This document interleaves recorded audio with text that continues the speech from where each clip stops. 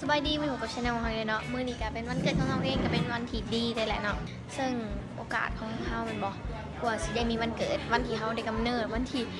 เราเนาะได้มื่นตาเบิ่งโลกวันที่เรา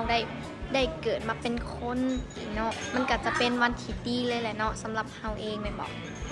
กะเป็นมื้อนี้เนาะวันที่4เดือน10นั่นเองเนาะก็เป็นวันที่เราเกิดกะเราก็ได้จัดเนาะงานวันเกิดเนาะก็อยู่ในสถานที่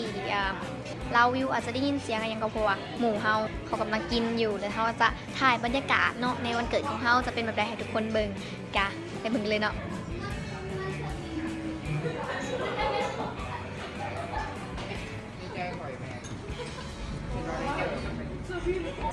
ไปกับคน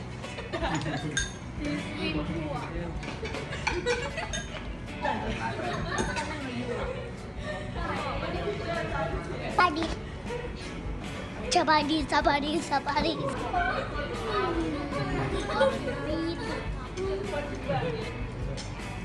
เป็นยังบอก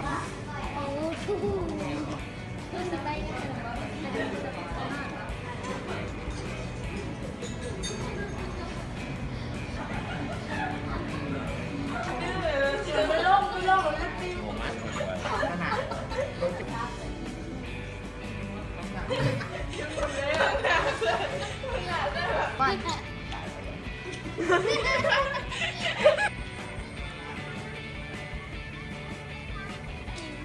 ก่อนได้เลยจะกินนะแล้วพี่น้องของแก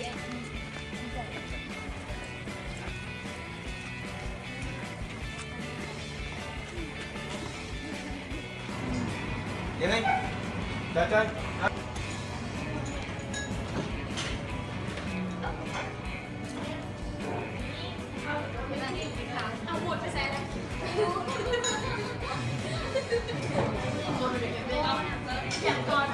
กะประมาณนั้นเนาะบรรยากาศกะ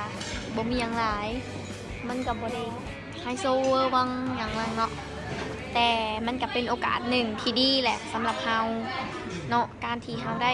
เนาะกะการที่เฮาได้เกิดเป็นคนมันก็ดีสำหรับแล้วเนาะ